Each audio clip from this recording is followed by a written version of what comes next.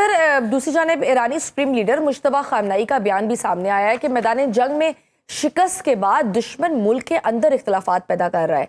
क्या इस बयान को मैं इस तरह से लूं कि ईरान को इस वक्त बैरूनी महाज से ज्यादा अंदरूनी खलफशार और अवामी नाउमीदी का बड़ा चैलेंज दरपेश है? बात यह है कि ये अंदरूनी खलफशार है जिसको एक बेस बना के अमेरिका ने ईरान के ऊपर चढ़ाई की थी। आपको याद होगा कि अमेरिका के हमले से कुछ 6 माह पहले ईरान में काफ़ी बड़े स्केल के ऊपर मुजाहरे हुए थे, जिसको ईरानियन गवर्नमेंट ने सक्सेसफुली कंट्रोल कर लिया। ये वो टाइम था जब ये तवक्को की जा रही थी कि इन मुजाहरों के ऊपर बेस करते हुए शायद रजीम चेंज की जा सके ईरान में। लेकिन टाइम अमेरिका और इजराइल ने ईरान के ऊपर अटैक किया, तब तक वो काफ़ी हद तक स्टेबिलिटी उन मुजाहरों में आ चुकी थी।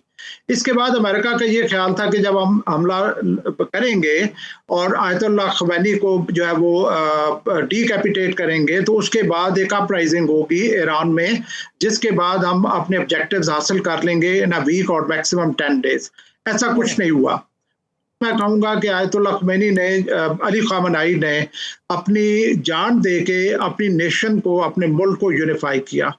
इसमें ये जो ये राइट कंसर्न है, क्योंकि मैं तो समझता हूं कि 47 ईयर्स से ये कोशिशें जारी हैं कि अंदर के खलफशार को बढ़ा के, उसको आग चिंगारी दिखा के तो अपने ऑब्जेक्टिव्स अचीव, अभी तक ये हुए नहीं है। और मेरा ख्याल है कि जंग के कॉन्सिक्वेंस में ईरानियन जो नेशन है वो यूनिफाई हुई है, रादर देन ये जो चैलेंजेस है बढ़ने के मेरे नजदीक कम हुए हैं।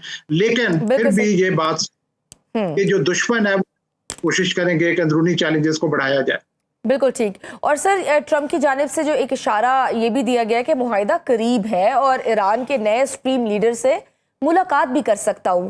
क्या ये मुमकिन है कि फाइनल मुआहिदे पर दस्तखत के लिए ईरान से सुप्रीम लीडर और अमेरिका से ट्रंप मौजूद हो? मेरा ख्याल है कि ये एक ख्वाहिश हो सकती है प्रेसिडेंट ट्रंप की, लेकिन शायद ये इस प्रपोजल को के ऊपर एग्री ना हो। मेरा ये ख्याल है, मेरी ये असेसमेंट है। बिकॉज ईरान वो अमेरिका को एक बहुत डिफरेंट नजर से देखता है और उनका जो पॉइंट ऑफ व्यू है वो बहुत हार्ड लाइनर रहा है। आई डोंट थिंक मतलब बहुत एक इमीडिएट फ्यूचर में ये पॉसिबल है।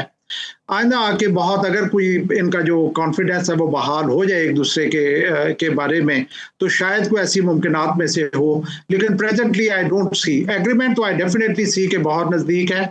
और इसीलिए आप देख रहे हैं कि एक जो उसकी बहुत बड़ी एक कंडीशन थी कि हिजबुल्लाह के साथ भी, लेबनान में भी सीज फायर हो, उसके लिए जो प्रेसिडेंट ट्रंप है वो कोशिश कर रहे हैं और उसकी बेसिस के ऊपर लाइकलीहुड है कि ये एग्रीमेंट हो जाएगा।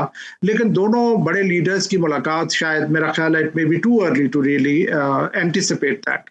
बिल्कुल सही। और सर अमरीकी ऐवान नुमाइंदगान ने भी बड़ा इंपॉर्टेंट एक कदम उठाया है। सदर ट्रंप के ईरान के खिलाफ जंगी इख्तियारात महदूद कर दिए हैं। 4 रिपब्लिकन अरकान ने भी डेमोक्रेट्स का साथ दिया। क्या अमरीकी इस्टेब्लिशमेंट और कांग्रेस सदर ट्रंप की अनप्रेडिक्टेबल खारजा पॉलिसी से खौफजदा है? और क्या हम ये उम्मीद करें कि उसके बाद अब अमरीका ईरान समेत खलीज में गैर मुतवक्के हमले नहीं करेगा?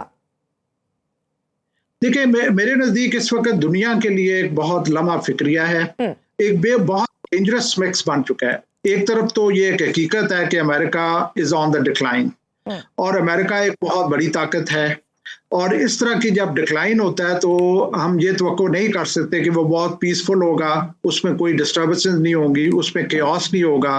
तो हमें ये एक्सपेक्ट करना चाहिए कि ये डिक्लाइन भी ट्रबलसम होगा और केओटिक होगा।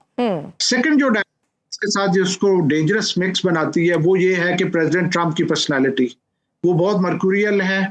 वो खुद कहते हैं कि मुझे किसी ने बाउंड नहीं किया हुआ, इट इज ओनली माय एक सिविलाइज्ड बिहेवियर जो है वो मुझे बाउंड करता है, अदरवाइज कोई कन्वेंशन, कोई दुनिया का कानून मुझे नहीं करता। ये उनकी अपनी स्टेटमेंट थी।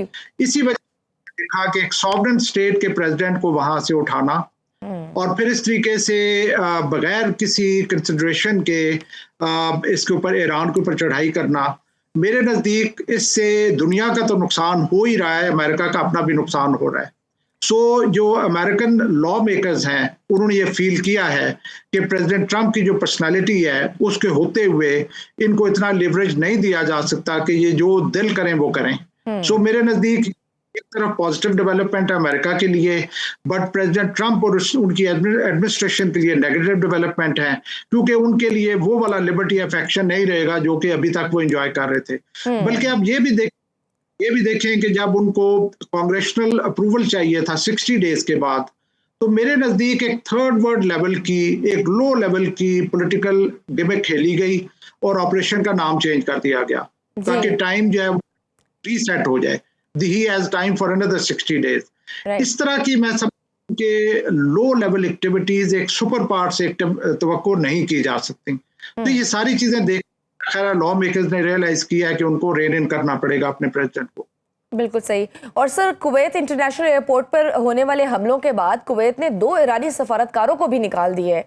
कुवैत जैसे रवायती तौर पर गैर जानिबदार मुल्क का ये सख्त रद्द-ए-अमल क्या ये जाहिर करता है कि खलीजी ममालिक अब ईरान के मामले पर मजीद कोई लचक दिखाने को तैयार नहीं? देखिए, जो एक तरफ तो ये तो डिप्लोमेटिक मेजर्स है, तो डेफिनेटली जिनके ऊपर अटैक हो रहा है वो कुछ ना कुछ तो उसके ऊपर रिस्पॉन्स देंगे। बट आई डोंट फोरसी के कोई एग्रेसिव एक्शन जिसमें आप एंटिसिपेट कर सकते हैं कोई मिलिट्री एक्शन ईरान के खिलाफ, आई डोंट फोरसी के वो रीजनल कंट्रीज की तरफ से होगा। एक्चुअली हमने देखना ये है कि जो अग्रेसर थे लाइक यूएस एंड इजराइल, वो तो ड्रॉ डाउन के ऊपर हैं, वो तो इधर से निकलने की कोशिश कर रहे हैं।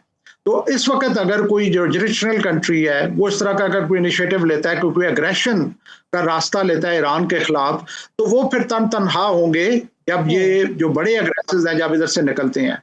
बाकी रही बात कि ये जो नेबरिंग कंट्रीज हैं इन्होंने अपने बेसिस प्रोवाइड किए हुए हैं एक सुपर पावर को, और उन बेसिस का और कोई मकसद नहीं है सिवाय इसके कि वो ईरान के खिलाफ इस्तेमाल हो। तो मैं ऑन द बेसिस जस्टिफिकेशन और लीगैलिटी मैं कहूंगा कि ईरान के एक्शंस अनजस्टिफाइबल नहीं है।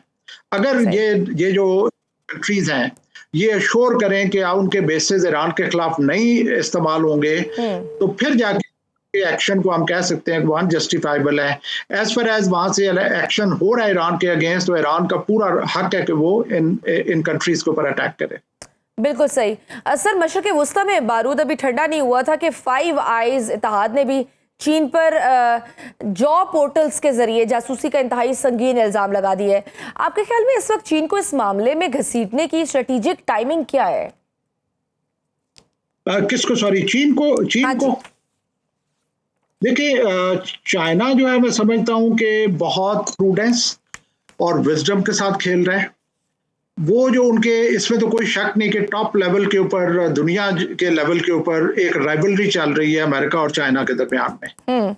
और जो प्रेसिडेंट ट्रंप की विजिट थी उसमें भी हमने देखा कि किस तरीके से दोनों ने अपना जो है वो वेट गेन करने की कोशिश की है। इस सारी सिचुएशन में ये जो मिडिल ईस्ट की सिचुएशन है ये चाइना को बहुत सीरियसली इम्पैक्ट करती है। और चूंकि वेनेजुएला से जब चाइना को डीसीड किया गया तो वहां से उनके जो ऑयल के जो एक सोर्स थी वो ब्लॉक की गई। ईरान के ऊपर भी अगर वो कामयाब हो जाते हैं, जो कि अभी नजर नहीं आ रहा कि वो हो रहे हैं, तो उससे भी चाइना को बहुत बुरे तरीके से चाइना असरअंदाज होगा। इस सारी सिचुएशन में मैं नहीं समझता कि चाइना डायरेक्टली इन्वॉल्व होगा, लेकिन इनडायरेक्टली भी मैं ये कहना चाहूंगा कि ये मुमकिन नहीं है कि जो कुछ ईरान ने अचीव किया है, लाइक पर्सियन स्ट्राइक्स, लाइक एक जहाज के एक उस हिस्से के ऊपर स्ट्राइक करना जिसमें सबसे ज्यादा क्रिटिकल रडार है रादर देन पूरे जहाज को, तो ये सारी चीजें इंडिकेट करती हैं कि ये जो बैटलफील्ड अवेयरनेस है ये डेफिनेटली कहीं से उनको सपोर्ट आई है।